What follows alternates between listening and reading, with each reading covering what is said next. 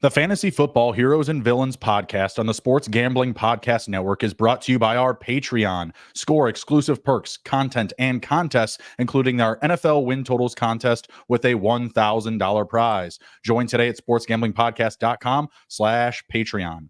We're also brought to you by Game Time. Download the Game Time app to get last-minute tickets at the lowest prices guaranteed. Use promo code SGPN for $20 off. And we're also brought to you by DraftKings Sportsbook. Download the app now and use promo code DEGEN, DEGEN. New customers can score $200 in bonus bets instantly when they just give $5 on any college football bet, only on DraftKings Sportsbook with code DEGEN.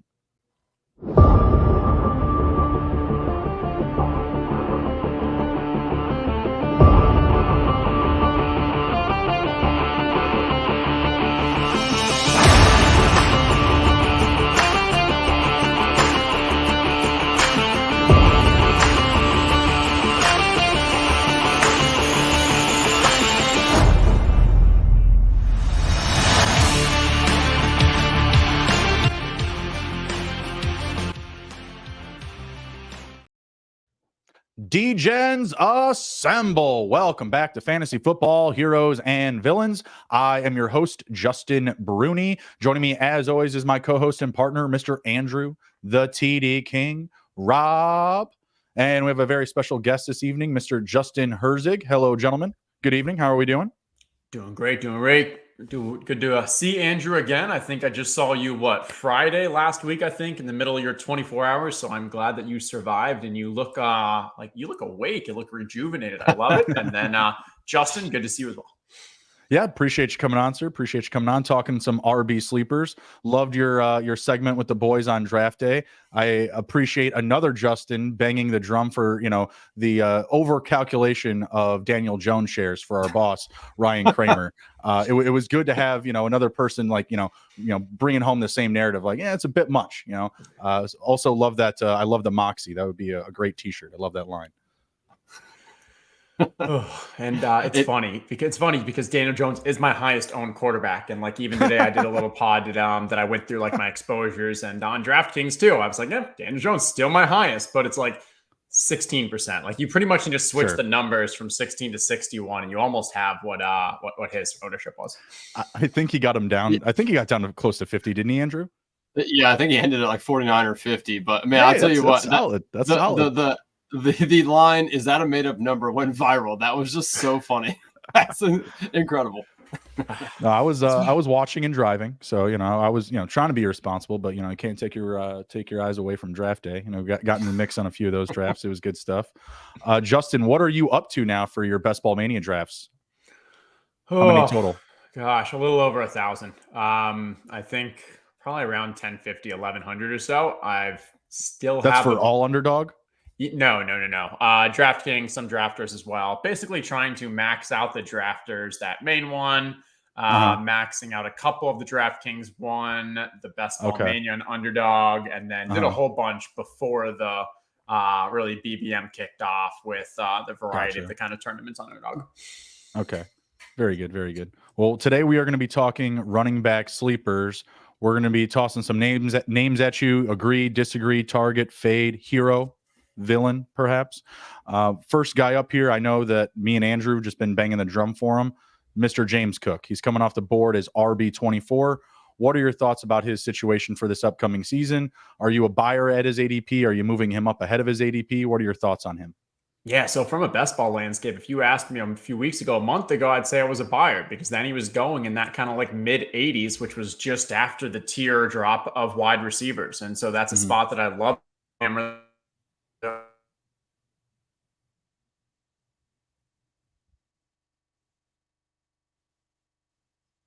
News has been very positive. We actually seem getting some goal line work. The question is that because Damian Harris has been hurt? What role is Latavius Murray actually going to play? So at James Cook current ADP, he scares me a little. I think there's actually too much risk compared to what we're getting. There's other running backs where he's being drafted that I prefer more. So I think he's kind of jumped the shark. He's turned into a villain for me. He's gotten a little too expensive. Damn. What do you think, Andrew? Are you still trying to give him in bulk? Yeah, I mean, RB24, I'm not getting him in bulk anymore per se, but I will still throw him in. I know you and I have been on James Cook all off season long, as Justin alluded to, back when you could get him back in the 30s, close to RB40s like that. That was just a smash play back then. It has crept up, and I know this is a question I've asked, multiple people who do best balls. Once an ADP creeps up for a player, are you still on them, or do you kind of fade the public at that point because you've already gotten your exposure, back when it was really good, and now essentially you're getting a bad number, and as gamblers we hate getting a bad number, right? So I think it really depends on your build. If I'm doing a Bills stack, I don't mind still taking James Cook. I'm taking less and less of him naked though. But I mean, he's still a fine play. I mean, this is a guy that can make us all look really smart in the long run because I think that he has the sole backfield to himself. I mean, we see Damian Harris and Latavius Murray kind of getting some touches, but the last drive that they had together, Josh Allen, James Cook, he played all but one of the snaps with Josh Allen and got all the red zone carries. So I mean, this is a guy that you don't want to fully fade, but I mean, if you've already got your exposure to him, you don't really need to go hot and heavy for him anymore. With that said, in redraft, I'm still going to be all over him. I mean, RB24, I feel like that's a floor play for him. Ceiling is an RB1, this year. No, I still consider him in like the hero category for sure. Someone that I'm still looking to target, but I want to get at ADP or after because again, the market has escalated or accelerated his value. So someone that I still feel like in a lot of redraft lobbies, I can get at value, or maybe some of my friends or league mates aren't valuing me as high as I am, and I feel like I can still get some value there. But I agree, the love, I think he's up to ADP 76. That's RB24. He's being butt ended by like Javonte Williams and David Montgomery, and I also really want me some David Montgomery. So it's tough. Like if I'm in a situation where I have to pick between one or the other, and typically I'm leaning towards James Cook just because I'm seeing more potential like total opportunities in just touches. Right, David Montgomery going to split some work with Jahmyr Gibbs. Those two have been named like co-starters. So in that situation, I would still lean James Cook. But yeah, the days of getting him outstretched past like those like elite starting receivers, that's gone for sure. And I also think that when you start off like wide receiver heavy, you get into a situation where you're getting like James Cook as your first running back. I think in redraft, you probably want him as your second or third. Yeah. Justin, I wanted to ask you, what do you feel about the whole Josh Allen not running as much? Do you think that that's smoke? Do you think that he's just a gamer and he is just going to do what he does, especially in the red zone? I mean, we see that he's one of those quarterbacks that will get design plays, rushing plays in the red zone. Like, how do you feel about Josh Allen's rushing ability this year? Yeah, and I think in that red zone area, Josh Allen's touchdowns, it's not so much like this is like Lamar, Jalen Hurts, where, hey, this is like a primary go-to function. A lot of the Josh Allen it's not a true scramble, but it's definitely more of like maybe an RPO where he has that ability. He has that option. And I think when, hey, pedal to the metal comes, when it comes game time, it's hard to say, hey, we don't want you running as much. So I think like, maybe we don't do as many of those like, hey, we're actually going for first and goal from the 5. We're going to use Josh Allen as our kind of fullback. But I do think like he's still going to be used around that end zone. He still is just going to be, a very what am I going to say? Able to move around the pocket and can very much get around in that red zone area. So I do think like we're just going to see him be able to scramble and still kind of use his legs. And that is going to hurt the other running backs. And I will say, I would not count out the Damian Harris and Latavius Murray, especially around that area. Latavius Murray, yes, he's 32, 33 years old, but he has been a thorn in many of our other running backs across his career, and they brought him in for a reason. I wouldn't be shocked if we see Damian Harris, Latavius Murray, both backs who've had a lot of success around the goal line, getting more of that duty. Yep. Yeah, no, totally agree. Again, James Cook, it's going to be hard to fade him. I mean, it's a very good offense. We always talk about running backs on a great offense, lead to fantasy points. So, I'll still be in on James Cook. Justin, before I go to my first guy up here, I do want to tell the good people about Game Time. Game Time is gametime.co, not to be confused with gametime.com. One of the best things about Game Time is I had used it a little bit ago when we were going to a concert.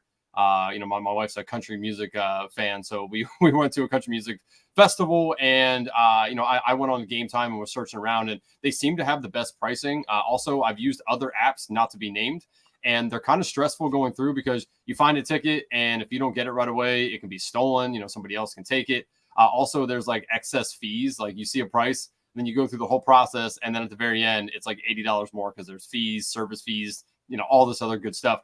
Game Time doesn't really have that. They always have the best price. You know, buying tickets for your favorite event shouldn't be stressful. Game Time is fast and easy way to buy all your tickets, sports, music, comedy, and theater near you. If you go through the Game Time app, you know, to look at concerts or, you know, playoff games, regular season NFL games, they have a lot of like flash deals, last minute ticket deals, easy to find and buy tickets for every kind of event in your area. Game Time is the place for last minute tickets deals. It is also the fastest growing ticket app in the country for a reason. Game Time guarantees mean always get the best price. If you find tickets in your same section and row for less, Game Time will credit you 110% of the difference. Again, go to gametime.co, download the Game Time app, create an account, use code SGPN for $20 off your first purchase. Terms apply. Again, create an account, redeem code SGPN for $20 off. Download Game Time today. Last minute tickets, lowest price guaranteed. First running back I want to hit on here, and I'm really intrigued to see what Herzig says here, but Roschon Johnson, RB50 right now, I believe has the best passing or pass blocking ability on the team. I think he can easily edge out Deontay Foreman. I think Herbert's the kind of the stick in the mud in front of him that he's going to have to kind of pass through. But Herbert, you know, has been injured before. I think we saw good usage with David Montgomery, but I'm not sure he can just be a lead back. Roschon Johnson, you know, a lot of people kind of was like, you know, what the hell did he do in college? Well, he sat behind Bijan Robinson first off. I mean, that, you know, that's always a problem when you have Bijan Robinson, who was extremely good. So I don't think he really got his fair shot at showing people exactly what he can do, and he was still productive in college. I just think that the Bears have themselves a throuple per se, and I just think Roschon Johnson's going to show that he's the one that they're going to want on both early down and passing down work. I think he's going to keep himself on the field and, you know, make that easy transition into RB1 status somewhere, you know, hopefully by you know, week 6. If you're drafting him, you kind of really would like him to get there by like week 6, week 7. I really do feel like they could do that. You know, there's a few problems. One, obviously Jonathan Taylor's on the move now, so the Bears could potentially be a landing spot for Jonathan Taylor if they feel like giving up what Irsay wants for Jonathan Taylor. So that could put, you know, a kind of a pickle here. 2, the Bears didn't, you know, they rush a lot, but a lot of that production last year was Justin Fields. Again, didn't have Roschon Johnson, so I'm kind of hanging my hat on the Roschon Johnson ability here. But Herzig, what say you on the Bears running backs, you know, especially Roschon Johnson? Yeah, so let's start off with the Jonathan Taylor situation. I do not think this is something we need to be kind of concerned and hanging out like this is basically the spooky goblin that's going to, you know, hey, steal your running back that you've been drafting and their running share. Because a couple things here. One, with Jonathan Taylor, Colts are asking for a first-round draft pick or equivalent capital. Jonathan Taylor wants more money. He wants an extended contract. He wants guaranteed. Those two things are not happening. For, you know, maybe we get Budge, but we need Budge where that first round needs to turn into a second or third round. Jonathan Taylor basically has to say like, hey, I'll take a small amount more money and maybe I'm going to value playing it for a contender. And then you combine it with like, hey, we just saw Dalvin as a free agent. Now, yes, Jonathan Taylor is a lot younger, a lot better right now in his career than Dalvin Cook, but there still weren't that many teams that even kicked the tires in Dalvin Cook, and that was substantially cheaper, didn't cost the actual draft capital. So long story short, I do not expect a trade to happen. Still possible, obviously, but like we shouldn't be concerned about, oh, our Miami, our Chicago, our Minnesota. We don't want to draft those backfields because, okay, now we get to Roschon Johnson. For me, with deep, you know, sleepers, with late round running backs, what I'm really looking for is a few things. One is I want them to be on the field. I don't want this to be just a player that can only get there when there's an injury ahead of them. That's someone like, sure, Tyjae Spears, great talent, but like his really only opportunity is if Derrick Henry ends up getting hurt. With Roschon, the key here is that third down and that his pass blocking and the third down work. That was pass catch and roll, because Khalil Herbert, he's averaged less than one target per game amongst his first two years. Deontay Foreman, not a pass catcher either. Like, there is a clear opportunity for Roschon Johnson to be that pass catcher in this offense. Granted, it's Justin Fields. He's not throwing it that often, but you still have down and distance situations where you want to have that player on the field in case you want to have him run that route. Like, it's still kind of a system thing.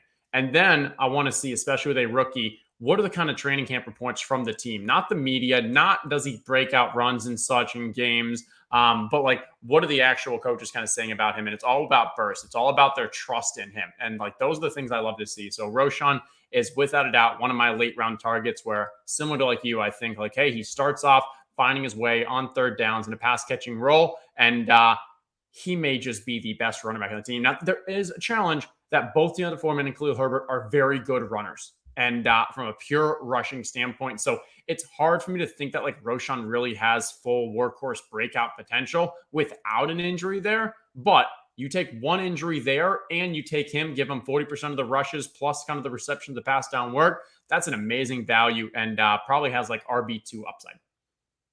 You just made Andrew a very, very happy man. He's going to go to sleep tonight with the biggest smile on his face. When you said best running back in the Bears backfield, like if you just saw the little glimmer in his eye, like he's going to go to bed well tonight. I take just daily shit about loving Roshan Johnson. That's right, Sean Green. Eat that.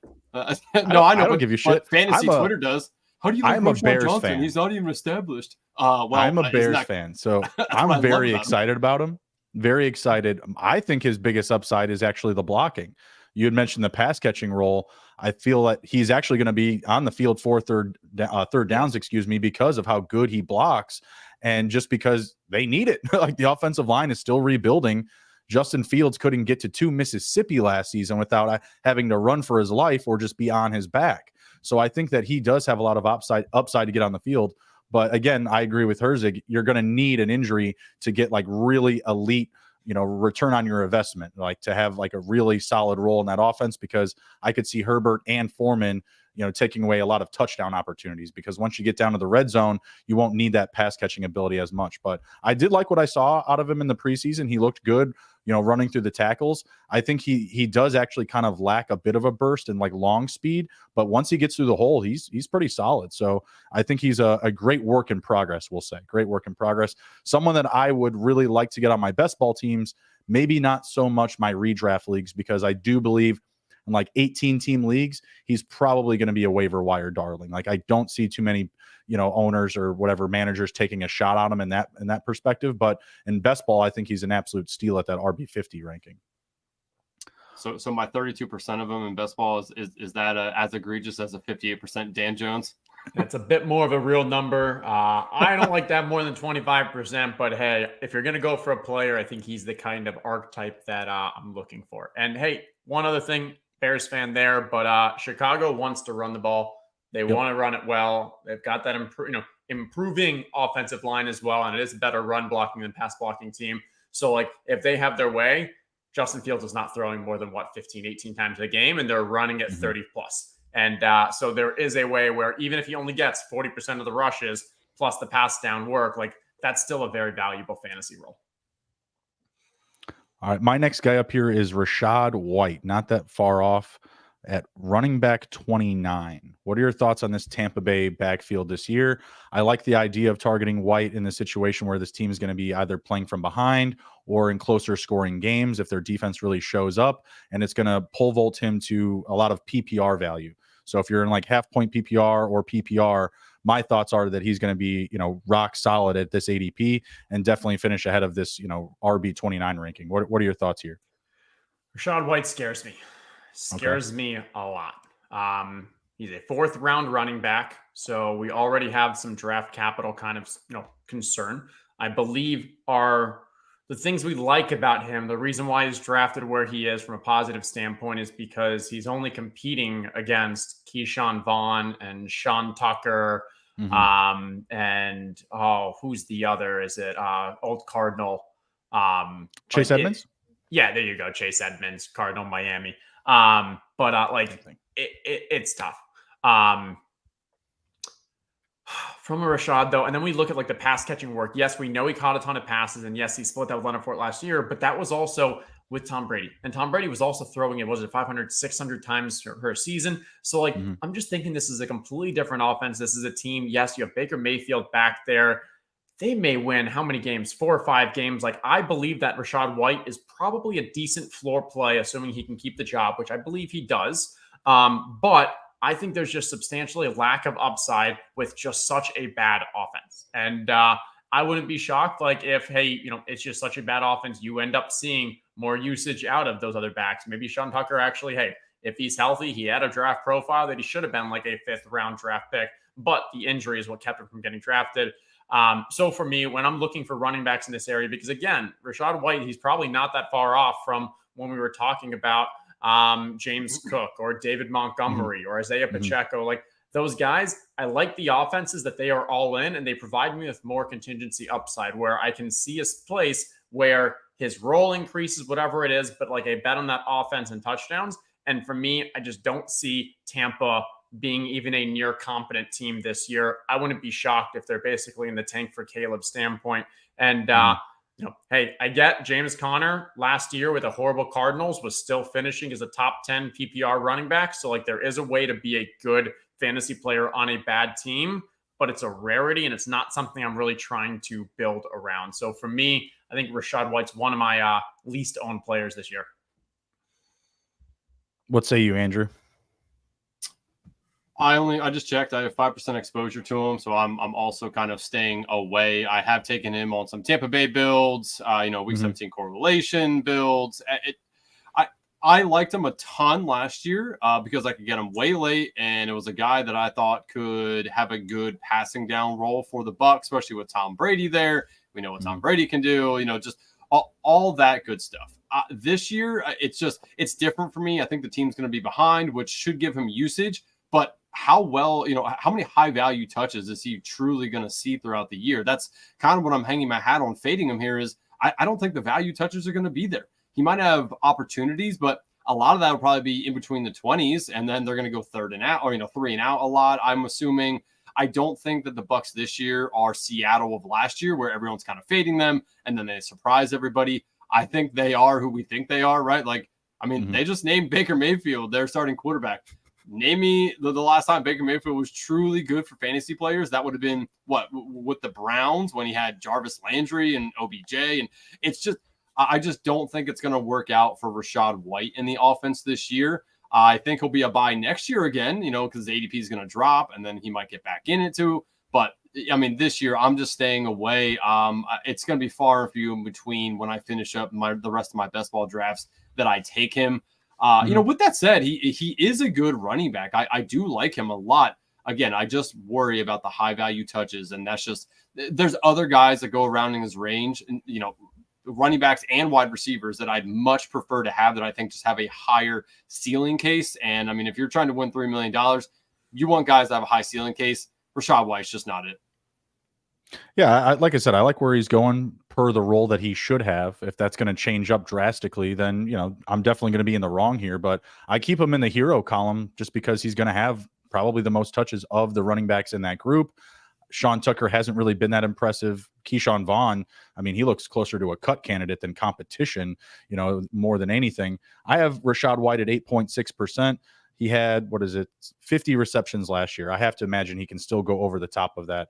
While he wasn't, the lead guy last year, Fournette was an RB12. He's still not even on a team yet, and that was backed by all the PPR action that he got. I think he had like 70 plus catches. So they still target the RB position a lot. I know it was Tom Brady. I know it's a different offense, but when you have a quarterback that can't deliver the ball downfield with efficiency at high volume, like a Tom Brady, where's the ball going to go? Shorter A-dot, right? K-dot and some Rachaad White, probably even some of these other running backs. But I just like the situation just based on the fact that I know that he's the best guy of that group and he's going to lead the touches and opportunities, at least in my opinion. So 2 villains and a hero. No big deal. Andrew, who's your next guy? So next guy up, and before I do that, do want to remind everyone about Underdog Fantasy. They are a presenting sponsor for the SGPN Fantasy Football Podcast. Underdog Fantasy, August is almost over, and you know what that means. Time is running out for you to draft your fantasy football team on Underdog Fantasy. Get championship ready for your home league by trying out Best Ball on Underdog Fantasy. All you do is one live snake draft, no waivers, no trades. You set it, forget it, and Underdog does the rest. Try it out with Underdog's Best Ball Mania Tournament, the largest fantasy football contest of all time, with $15 million of total prizes up for grabs, including an absurd $3 million going to the winner. Do you have what it takes to win it all? The time is now. The last day to draft your fantasy football team is September 7th. visit underdogfantasy.com or find them in the App Store and sign up with promo code SGPN to get your first deposit doubled up to $100. That's Underdog Fantasy, promo code SGPN. Justin, do you got any underdog pick'em locks that you like that you want to give the people by any chance? Oof. Gosh, that reminds me. I got to start looking into week 1. We are so close. We're only 2 weeks, 2 days away, and I'm pumped. I don't have anything right now. We got so much information that's still kind of hanging out. It's basketball season, but I'll be doing some pick on when we start going. What do you think about opening? Something? Yeah, I was going to ask him what he thinks about opening night. So opening night, you got Mahomes over 300, over under 301 passing yards, or Jared Goff over under 254 passing yards. Usually earlier in the year, you want to kind of go over. We trust the offenses are kind of a bit more clicking than the defenses. So if anything, is that in Detroit or in Kansas City? I think it's in Detroit, but they won the Super Bowl, so I don't. They probably have it in Kansas City. Yeah, so I think it's in KC. Let me. Well, if you win the Super Bowl, they typically give you that nod. I'd probably go with the over for Goff if I had to kind of lean one. Playing from behind. But we're still looking at no Jameson Williams out there. So if they're throwing, maybe as well just take Amon-Ra with his over, because his over is probably something like 85 or something. 77. It is in KC. Yeah, it is in KC, by the way. I'll take the Amon-Ra over there because if he's throwing for 254, whatever that is, Laporta, I don't know. I like Laporta, but there. Week 1, who's catching all those? Josh Reynolds? Yeah. 2 picks right there. There you go. What was another one? Pacheco was at 58 rushing yards. Kelsey was at 78. So there's a few numbers out. There's a few. I'll take the under 78 Kelsey rushing yards. There you go. That would be helpful. All right. Andrew, who's your next guy up? So next guy up, Zach Charbonnet, currently going off the board as running back 35. Bold case here. He takes all the goal line work, is a better third down pass catcher than Ken Walker. I think that's his best case without an injury. Walker's probably, the way I look at this backfield is Walker's going to take a lot of stuff in between the 20s. And he does have, some explosive run potential. So maybe he takes some to the house and that kind of takes away from Zach Charbonnet. But if you look at what Zach Charbonnet did well in college and how his body frame is, he's a bruiser, right? He's a guy that wants to lay the wood. And I think that Pete Carroll's going to like that in the red zone. Obviously he did have the kind of, the shoulder issue there, but it looks like that's all cleared up. That was kind of, a little bit of Pete Carroll smoke that we always see every year. So I'm not too concerned about that anymore. Obviously talked to our SGPN football doc, Sebastian Fearon, about that. And he kind of eased my mind too a little bit about, the shoulder issue. So that's, set sail here for Zach Charbonnet, I believe. It's again, his bold case is, I think he's going to score a decent amount of touchdowns in the red zone. And I think it's not going to take too long for Pete Carroll to truly realize that he probably has better hands than Ken Walker does. I don't know. This is like a tandem that I can see both of them performing well. I don't think it has to be one or the other. I when I put out any Zach Charbonnet tweets, people were like, well, what about Ken Walker? Ken Walker's amazing. I'm like, yeah, you're right. I don't think it has to be one or the other. We've seen what the Saints have done before with Alvin Kamara and Mark Ingram. This isn't the first time that we could see both running backs outperform ADP. And it just, I think that, again, the case for Charbonnet without injury is touchdowns, third down work, and the ability to show that maybe he gets a little bit of work between the 20s without really overstepping Ken Walker. Herzig, am I crazy here, or does Charbonnet have some, standalone value? All right, now you're talking my language. Now we've got to a player that is an absolute kind of target where he is going to be on the field from basically day one. He's going to have a role. We don't know what that role is, and I think that's okay. And I think our lack of clarity on what the role is between him and Kenneth Walker is only a positive at where he's being drafted, because it could be the pass catching because he has that in his skill set. It could be the goal line work because he has that in his skill set. If we're trying to just do a skill set breakdown, Kenneth Walker is probably the more explosive rusher between the 20s, and then we could see a world where Charbonnet gets the high value touches. But this also could just be one series it's Kenneth Walker, one series it's Charbonnet. Again, that's a great value for Charbonnet if you're getting that.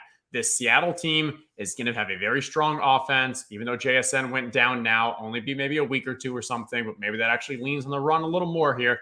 Also, don't forget, they get 4 games, 2 games against Arizona, 2 games against the Rams. Those are 2 of the worst teams that you can imagine. They're probably going to be touchdown plus favorites in both of those. That means a lot of rushing. And most importantly, again, that contingency upside, like this is all assuming Kenneth Walker is healthy.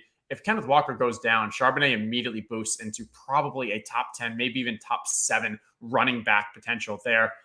Absolutely love Charbonnet from a standalone as well as contingency value, drafting a bunch of him. You know, I can get used to a Best Ball Mania winner liking all the picks that I throw out. This is good. I'm really enjoying this podcast so far. In a good situation with a good offense. I like the opportunity there. And I mean, he's absolutely free going at his ADP. Andrew, what'd you say it was? RB 50? Charbonnet's RB 35. Roschon was 50. Oh, RB 35. Oh, both tremendous values, though. You can say it. And I think what's important there when we're talking about like value, and so, I mean, I think it's helpful, like, hey, to use this RB 35 versus RB 38 and such, because we want to compare from a running back, but the drafters should be thinking about it less of comparing a running back to a running back and where of comparing that running back to what else is available at that part of the draft.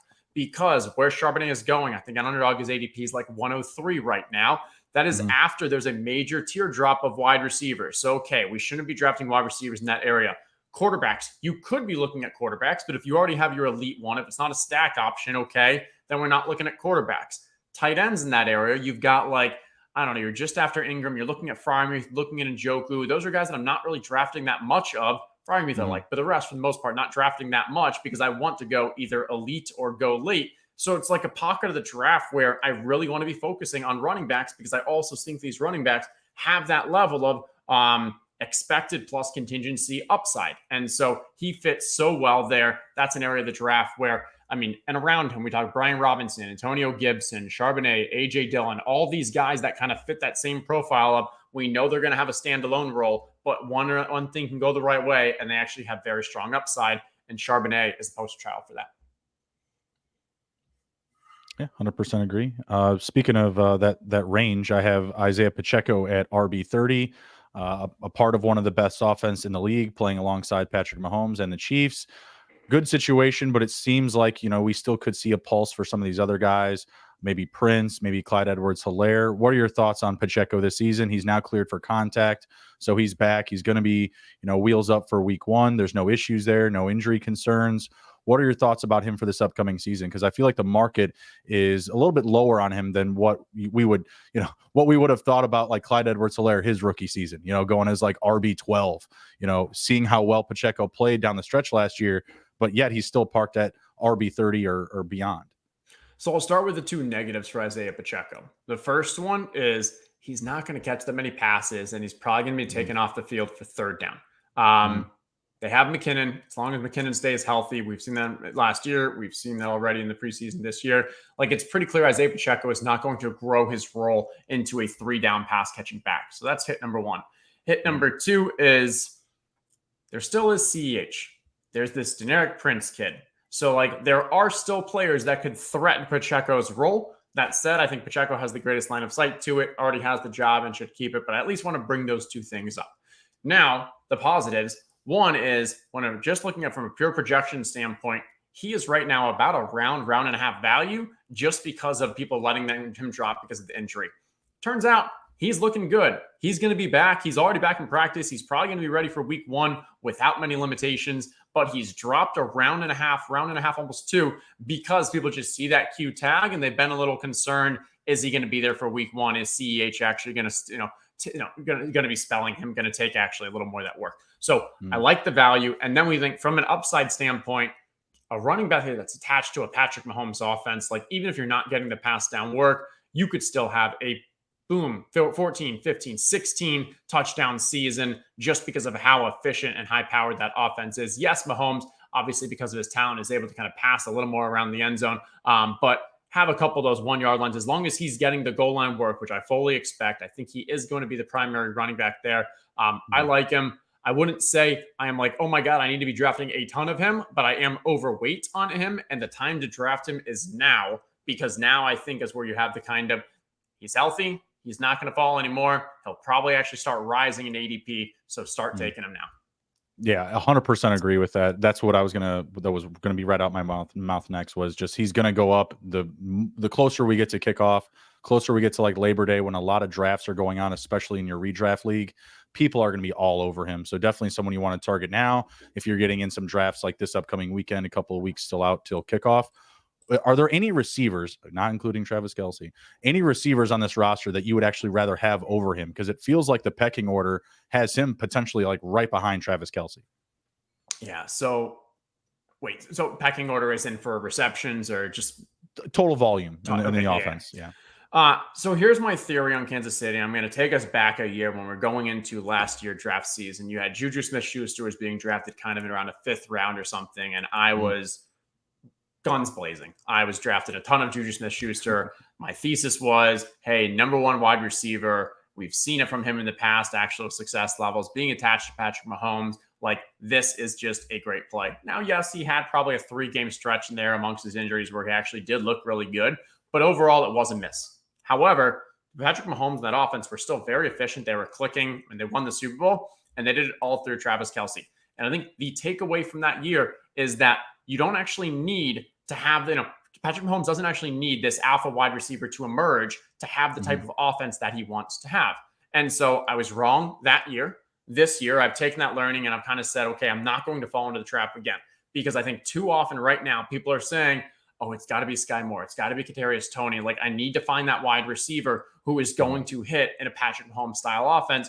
But I think the truth is that, yes, one of those could, but I think the more likely scenario, assuming Travis Kelce stays healthy, is that none of them really emerge and it's just kind of spread around. And maybe for best ball, that's okay, because on a 1-week sample, you could still have that MVS game where we had the 10+ receptions, huge game.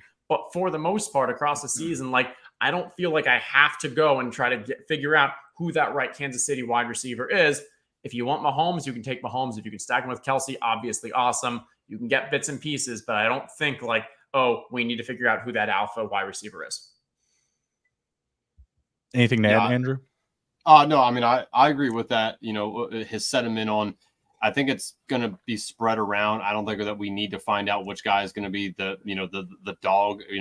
That's Kelce. So I think I'm always living a draft with almost one of those wide receivers. And it doesn't have to be a stack for me either. Just want to take one of them. I mean, why not? A lot of them are free, including MVS. I think that he's one of the guys who has a design designated role in the offense as well. So yeah, I completely agree with that.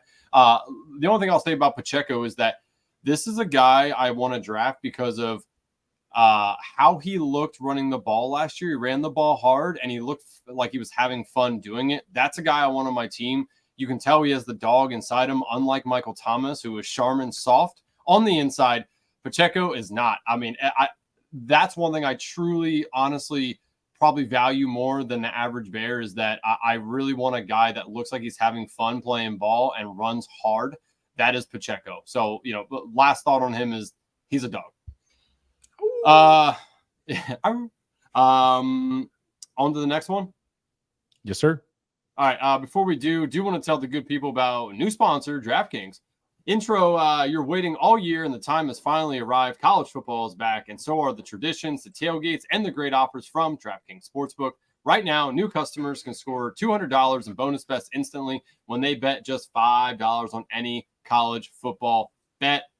Kick off the season with DraftKings Sportsbook. Download the app now. Use code DGEN. New customers can score $200 in bonus bets instantly when they bet just $5 on any college football bet. Only on DraftKings Sportsbook with code DGEN. Gambling problem? Call 1-800-GAMBLER. In New York, call 877-8-HOPE-NY or text HOPE-NY 467-369. In West Virginia, visit www.1800gambler.net. In partnership with Hollywood Casino at Charlestown Race, all games regulated by West Virginia Lottery. Please play responsibly. In Connecticut, help is available for problem calling 888-789-7777 or visit ccpg.org. On behalf of Boot Hill Casino and Resort, 21 plus in most eligible states, but age varies by jurisdiction. See DraftKings.com/sportsbook for details and state-specific responsible gambling resources. Bonus bets expire 7 days after insurance. Eligibility and deposit restrictions apply. Terms on sportsbook shop.draftkings.com/football terms. Also want to tell the people about SGP Patreon. Make sure you check out our Patreon. Sign up for Patreon to get access to exclusive contests, including the NFL win total contest with a $1,000 first place prize. The guys just recorded their first sports gambling podcast, Stories Podcast, just for Patreons, chronicling the birth of the Sports Gambling Podcast Network. There's even a Discord channel for just Patreons. Sports Gambling Podcast has and always will give out all their picks for free. The Patreon is just a great way to support the network and fight back against corporate gambling. SportsGamblingPodcast.com/Patreon. That's SportsGamblingPodcast.com/PATREON. Okay, party on, Andrew. Party on, Herzig. Let's ride. All right, who is your next next candidate up here, Mr. Rob? Let's go with a guy that is sitting in another thruple of a backfield, and I don't mind taking him as the last guy going off the boards, or at least he was. Not sure if he still is anymore, and that is Mr. Kenny G, as in Gainwell, not Galladay, thank God. Kenny Gainwell is the guy I was getting a ton of exposure to in the beginning of the year. He was going free. I mean, my God, this man was like the only person on the team last year that really came back and was going to do something. They have DeAndre Swift. I don't really see him doing a ton. He's shifty. He's fun, but he's expensive. Not really the guy I want to go for. Also, Rashad Penny can't stay healthy for more than a few games usually. If he can, I do think he's a very interesting pick as well. But I'm going to go with the man who's been on the team, has now taken a lot of first team reps, was used around the goal line, and for some reason they used him when they got that safety called on him. Like, what the hell are you doing back there? I mean, that it was just a bad play call overall. I'm not going to hold that against him. But Kenny Gainwell currently going as RB48 on a team that likes to run the ball, did it very efficiently last year as well. Now, again, that did come on the legs of Jalen Hurts mostly. But, I mean, Miles Sanders proved that a running back can be sustained in this offense, with them even having great passing, opportunities and passing stats as well. So, again, a guy that is all but going free in drafts, moving up the board now. And correct me if I'm wrong, Herzig, is he still the last one going? Is he behind Penny still? Yeah, substantially still. Penny's kind of in that kind of 123 range, and then Gainwell's like 150 or so, depending on the site. For me, with Kenneth Gainwell, I've about 2x exposure, up to 15% on him. Majority of my exposure is when he was being drafted around like 170, 175. He was just an auto click. There was just no reason not to, because, hey, you're getting the cheapest piece, and I'm saying very cheap piece of a high-powered Philly offense that does like to run the ball. I will say from a redraft standpoint, he is not someone that you're really going to get excited about, because I don't believe that the Eagles are truly ever going to have like a workhorse type. And you already have like a crowded backfield with DeAndre Swift, Elijah Penny, Kenneth Gainwell. And don't forget Boston Scott still there as well. I'm not really thinking much about Trey Sermon. But you still have a very crowded backfield. And I think like this is a smart team, highly analytical team. They're going to kind of split the workload and continue to kind of, not use just that clear workhorse. So it's going to be hard to trust when you use him, when you don't. For best ball, because of how cheap he is, because he's attached to the Eagles, where you could very much see a 2-touchdown game with a couple receptions and stuff, I do still like him. But I think, hey, for those who are doing it just from a redraft standpoint, he's probably going to be too frustrating. And I don't think you're ever going to have, like, for example, if you draft, I don't know, we talked about Roshan a little. Let me think of someone else. Tyjae Spears is an example back there where, like, if you draft Tyjae Spears, you at least know that, hey, if Derrick Henry goes down, I want to use Tyjae Spears. With a guy like Kenneth Gainwell, you probably would need like multiple injuries to the running backs back there to really feel like he's the guy. Yeah, 1,000% agree with that. And in a redraft standpoint, I just don't see him being drafted with like a standard like 18 team league in deeper formats like 22, 24 roster spots. I think it's more adequate. I think he could fit the mold for that type of league or that type of format. But playing behind, Swift, Penny, even if he's at the top, like those guys are just going to come in and nag his value. And man, I mean, I'm not a Trey Sermon guy, but it looks like he's going to make the roster. I think it's kind of a coin flip between him and Boston Scott. If anything, we might see Boston Scott get cut. But if they decide to carry all 5 of those guys, it's going to be a big problem to solve every single week. You're not going to know when to put them in, keep them out. great best ball target. What round did you say he was going in now? Still or in the 150s now? Yeah, about 13th, 14th round right now, depending on the site. Yeah. That's still a lot more expensive than round 16, 17, where he was going for most of the offseason. So, nice if you're able to get the value then. Probably don't want to divulge too much into his ownership rate at this point. My next one is a two-part evaluation here. We're looking at the Washington Commandos backfield. We've got Brian Robinson, RB36. We've got Antonio Gibson, RB33. Do you have a preference on the two? Is there any situations where you kind of get, screw it, I'll take both guys? What are your thoughts here on this backfield? Yeah, so I like them both. Overall, making a bet on Eric Bieniemy, kind of turning this offense into a bit more of a just kind of creative, efficient offense. Sam Howell has looked great in the preseason thus far. I'm bullish on this team overall, and I think this isn't going to be for Sam Howell to have success. He's not going to be throwing like Patrick Mahomes. They're going to be kind of playing more of that on a San Francisco with just a lot of motion, efficient on the ground. And I think Gibson and Robinson can both have a solid role. What's been most interesting in the offseason so far, the preseason games, is that both of them have kind of split the carries and split the targets. And so I think this is actually both news for, good news for both of them, because from a Brian Robinson standpoint, in college he caught some passes, but he didn't catch much that first year. But if he's actually getting, some of these more drop-offs, he's not going to be in as much on third downs, but even just getting those drop-offs, that's actually going to say he's got increased value standalone when both of them are healthy. But giving an injury, maybe he can actually be a workhorse that's actually a pass catching back as well. And then on the other side of things, so that was the Ryan Robinson one. When we think on the other side, normally we're only thinking of him as just that pass catcher, almost like in the McKissick role. But if he's actually getting in the workload, maybe he gets 40% of the rushes, that'd be fantastic as well. And again, there's substantial contingency upside where if one of them gets hurt, I think the other one can actually have trying to think what I'd probably rank them, probably like a top 15 or so back, if only one of them is kind of out there, because behind those two, you've got 6th round rookie, I think he was, Chris Rodriguez, 6th, 7th round, not really too much risk there. So I think these two are the guys, and they can both they're both startable in a flex spot for redraft each week. And if one goes down or one kind of beats out the other, hey, that's huge. Love it. I don't know if you made Andrew more excited with that take or the Roshan Johnson take. It's very hard to decipher the difference between the two.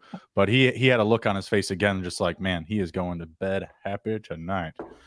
Andrew, anything to add on to your boys? Yeah, if you look at the preseason usage, they're about as split as physically possible. I think Antonio Gibson has one more route run than Brian Robinson, which is to be expected. Another backfield that in best ball, I don't mind taking both of them. And in redraft, I think it's a viable play to take a shot on one of them for sure. Early in the season, it was all Brian Robinson for me. He's just he's going to be more of the goal line back when they're really, within like the 5-yard line. He has the body to take the beating to go inside. And for the people who don't remember, Antonio Gibson has a problem with holding on to the ball. I know Ron Rivera don't like that. I find it hard to believe Eric Bieniemy is going to be soft on him as well, right? Like he's a coach that's hard on players. We already saw the reports coming out of camp that people were complaining about how hard he actually is on players. And if you want to win games, you need somebody coming down on your ass all the time, and that that's what EB's been doing. So Antonio Gibson, I think, has a shorter leash than Brian Robinson, but what he does well, Eric Bieniemy can really bolster his opportunities. And people have asked me this question before on a couple different podcasts. How do I see the Commanders, skill players kind of position themselves in this offense? And I said I think Curtis Samuel and Antonio Gibson eat into each other's work, with Gibson kind of having more of a dominant role over Curtis Samuel. They both do both things well. They both can catch the ball, with Antonio Gibson being a converted wide receiver, and also Curtis Samuel goes in the backfield and runs the ball. So I think they eat into each other's work, but I do think Gibson has the leg up on Samuel. I think Samuel's he's slowly declining every year now. But again, I love Justin's take on both these guys, and I fully agree. You want to take a shot on one of these guys because they're in an offense that is on the uprise. People were making fun of me at the Fantasy Football Expo with my take on Sam Howell potentially being a quarterback one at the end of the year on a per game basis. And watch out now, kids, but just keep sleeping on Sam Howell. He's out there just dinking, diving, driving, threading the needle, as we saw last night, breaking the Ravens 24 streak record. Love to see it. Let's go, Commanders. Oh man, the hype for the preseason dub. I knew there was going to be at least one reference tonight. I knew there was going to be at least one. I told you the curse has been lifted. Dan Snyder was booted out the door, and all things are coming together now, baby. So watch out. There you go. All I can remember is the Detroit Lions went 4-0 preseason and then went 0-16 in the regular season. So come on, man. That, I mean, anytime someone tries to celebrate preseason, like, you just got to throw that in their face. And it doesn't look good. Typically, the teams that do really well make it to the Super Bowl, make playoff runs. They don't care about preseason. Look at the Eagles. They barely even trying. They're toting out Gainwell for as many snaps as they can. It's been a rough ride as Commanders, Washington football team, Redskins fan. So let me have these little wins. All right. We've got Gary Van Dyke, our IDP manager, in the chat asking, he's on the clock. Good conversation for these candidates here. P. Ryan Penny or one of the Miami running backs. I really like Wilson a lot here, but in this spot, I would probably say Samaje P. Ryan, another sleeper that's going to have great standalone value this year, playing alongside Javonte Williams. He's coming back from injury, obviously a pretty bad one, ACL and MCL tear. Even if Javonte Williams plays a full healthy season, still love P. Ryan's standalone value here. We just got done kind of talking Penny, how he's middled in that backfield. Again, I really like Wilson, but I feel like you could get both P. Ryan and Wilson. What do you guys think? Yeah, I'll echo that, specifically P. Ryan. I think he's the type of back that I've been talking about, where it has that standalone value, but then upside as well. And yes, like the report on Javonte Williams have been positive. We expect him to kind of come back earlier than before. What happens when he's back, we're still not sure. But the truth here is, in my mind, that Samaje P. Ryan still has a standalone role. Hey, Sean Payton directly told him, you come here, you've seen how I use my running backs in the past. You saw how I use Mark Ingram and Alvin Kamara. Like, I have a clear role, ready for you. And if there is a re-injury, if it takes the recovery is a little slower for Javonte, like, there's a lot of early value as well for the P. Ryan standpoint. If you want to make an argument for Penny definitely has more upside. I get that, but I would definitely take one of those two over the Miami running backs. Make it 3 for 3. I'll take P. Ryan as well. But if I had to choose one right behind him, I would actually take Mostert. Again, A-Chain just has that injury. Not sure, what's all going to happen with that. Could be a slow recovery process. Could be a speedy recovery process. The reason I wouldn't really go Mostert here, though, is, again, Miami already came out and said that they are going to do their due diligence on Jonathan Taylor. So he could be a candidate that goes there. They've been sniffing around at all the running backs as well. But for the time being, let's keep it 3 for 3 on P. Ryan. Sounds good. Andrew, who is your last running back sleeper candidate? I know you had mentioned this gentleman to me as well, and it's somebody who's been a preseason darling for everybody, and that is Jaylen Warren, RB42. Watch out, Najee truthers, because Jaylen Warren seems to be like, a guy that has a lot of burst and speed and might take a couple of these games and just blast Najee in the face with these explosive runs. Jaylen, and again, I'm going to preface this with, I like Najee a lot. I have a decent exposure to Najee, but I do see that Jaylen Warren's a guy that brings a little gumption to the offense, right? When he's in there, he's blasting people in the face. He's running fast. He's running hard, and I love to see that. With that said, though, Najee does put some people's face in the ground. That's just not something that Jaylen Warren's really going to do. He'll run by you, but I don't see him pushing your face into the ground like Najee can. I also think Najee has the goal line work pretty locked up for the most part. He's the guy that you want to give the ball to, when you're within the 5, 10, 15, yard line. So without an injury, I'm not sure Jaylen Warren can really blast off, but I do think he'll have a couple of spike weeks. He's very interesting for best ball due to that fact. Redraft, I'm a little bit more tempered on him, but I still think he's a good pick. I think that this team's offensive line is improved. Both these guys can do well at their current ADPs. I love both running backs. So Najee truthers, it's all right. You can still love Najee, but you can also like Jaylen Warren as well. All right. That's a lot there. There's a couple of good things going for Jaylen Warren. One is he does have a clear role. We saw it last year. We're expecting to see it this year. third downs, and occasionally getting some of the first or second from Najee. Second good thing, he's a better player than Najee Harris. And maybe that's a hot take. And but I believe that. I think that he actually has shown it. I think the next gen stats have shown that like Jaylen Warren is just an overall better player, more explosive, definitely better in open space. And so like he has a role. I think he's the better talent.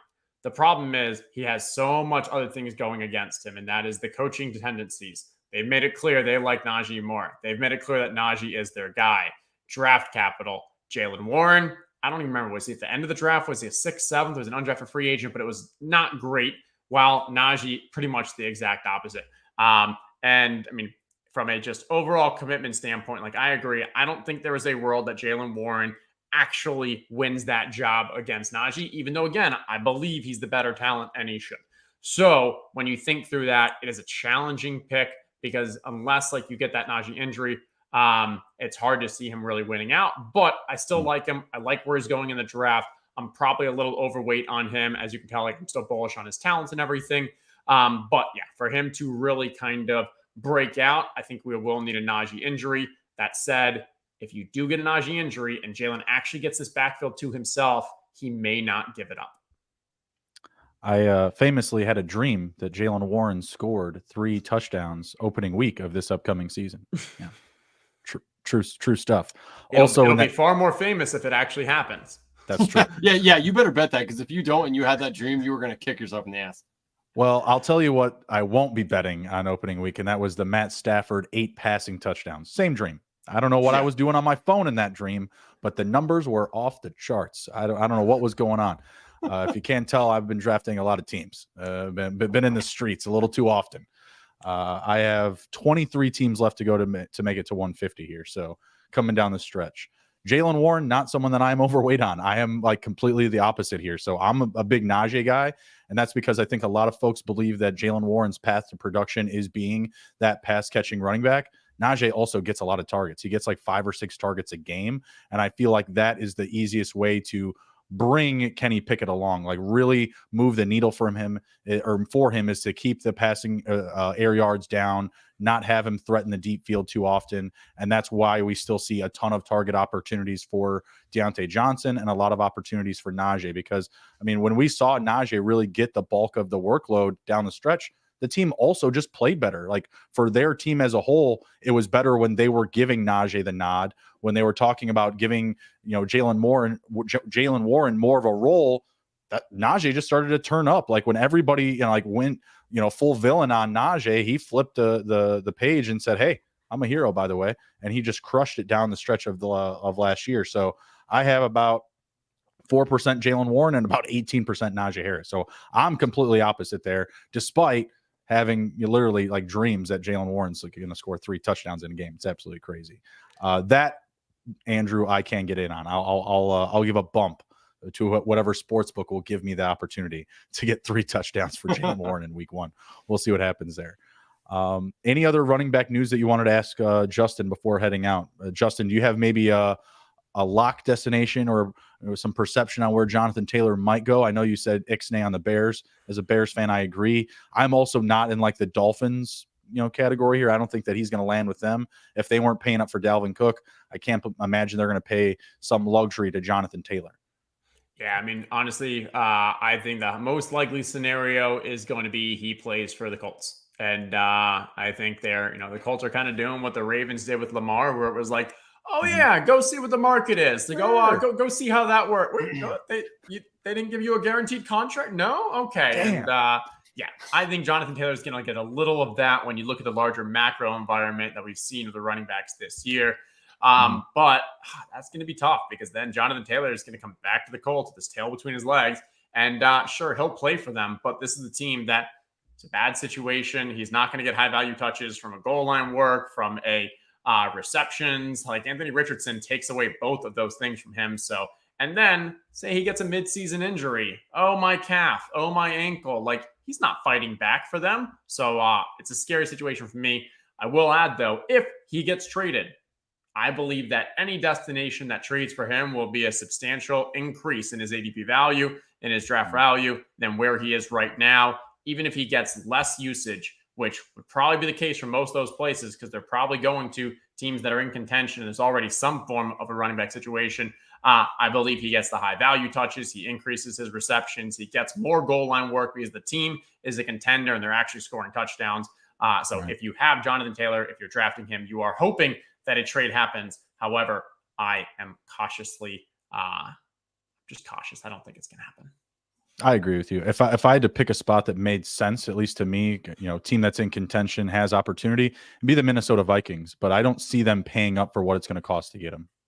Yeah, I mean, unless like you really think they just knew that Dalvin was cooked and done, like it seems like that Minnesota team, they realized their team's actually not that good. And despite what they did last year, despite them kind of going on that crazy run of wins, I think there's a little more kind of level-headedness in the in the building, saying like this may actually be a bit more of a rebuilding year than we expect, and we need to get out of some of these expensive contracts. That's what they did with Dalvin. Madison, they seem to be pretty content with. Maybe if they're going to bring someone in, I think they're bringing in like a Leonard Fournette or a Kareem Hunt or something that's like a little offsetting. I can't see them after all this work to offload contracts, bring on a Jonathan Taylor size one. Do you like Ty Chandler there? Yeah, I mean, the entire ETR team is. Silva was on him probably 2-3 months ago, and I was like, we didn't even know much about him and such. Then from there, the reports from their coaching staff, they liked Ty Chandler last year. Then he had the ankle injury, so like it was pretty dumb. It was just kind of sad that he was never able to earn that role. Then all the reports are that like, hey, he needs to step up. This is the year for him to step up. So that gave me confidence. They actually wanted him in that number 2 role rather than bringing in another back. And then in the most recent preseason game, yes, the other running back that he's in contention with was hurt, but we saw Ty Chandler actually look really good when it was a play that should have got 3 yards, he got 7 yards. When he should have got -2, he actually got positive yardage. He picked up some great blocks. He was using the passing game. That was what you really want to see out of a potential number 2 back. Do you think Leonard Fournette and Kareem Hunt don't play this season? I mean, we're 16 days away from kickoff. 16 days. The Kareem Hunt one's interesting because we saw him go to the Saints, and then we heard that before going to the Saints that the Colts called, so then he was going to go to the Colts, but then the Colts situation is Jonathan Taylor, so at least we know that like he's interested. With Leonard Fournette, all we heard is that he visited the Patriots, and this was a few weeks back. So like I don't think this is a Will Fuller situation where they don't want to play anymore. I do think they do want to play, but I'm not sure where that landing spot is. Most likely scenario in my mind is that after week 1, when teams no longer have to give guaranteed contracts, that's when maybe they get signed. So now they get a little flexibility with the contract aspect. Maybe we continue to see, are there any late injuries? I've definitely slowed down on my Leonard Fournette drafting just because decreased spots, decreased time. It's a little more risky. But my bet is Leonard Fournette will start. He'll be on a team starting some games this year. I don't know if it's week 1. I hope so. I've got 12%. I've got a lot too. Yeah, it's not great. It's not ideal. All right, Andrew, anything else before we head out? My God, I could ask Justin like a billion questions. You've got one. You've got one. Yeah. Last one for you. Goodbye or great buy, goodbye or no buy on Jerome Ford and Chuba Hubbard. Okay. Both of those have fallen about 20 to 25 picks because of these injuries.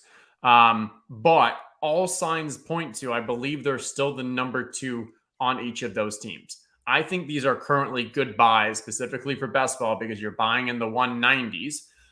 For Jerome Ford, from what I understand, like, yes, it's a week-to-week injury, but he should be back right at about the beginning of the season. And the fact that they haven't been any news about trying to get another back in, I'm not scared of kind of Demetric Felton or someone like taking Jerome Ford's role. I think that like, hey, he's still going to move into that Kareem Hunt role. Now, if Chubb goes down, can he increase that role? I doubt it, but you know what? As an 18th rounder, that's still okay. I think he has like an every week role. Chuba Hubbard, I like him because I think there's still a level of ambiguity in what's going on with that offense. Like Miles Sanders, I think the gap between him and Chuba was too large.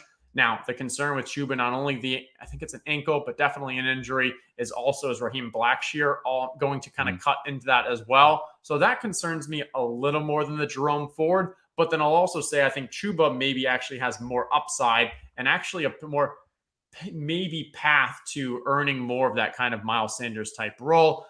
We've seen in the past with Deonta Foreman and Chuba Hubbard, both of them kind of having either game by game or in the same game roles. So I like it. I will say the last week they have looked so bad. Their offensive line has gotten destroyed, and I don't really pay that much attention to performance in a preseason standpoint. But when the offensive line was as bad as it looked, that gives me a lot more macro concern for the entire Carolina offense. Worth at least noting that. Perfect. Love it. Appreciate the insight, sir. Appreciate you coming on. We're going to head on out. Everybody take care. Be well, be good. If you can't be good at it. We'll see you next week.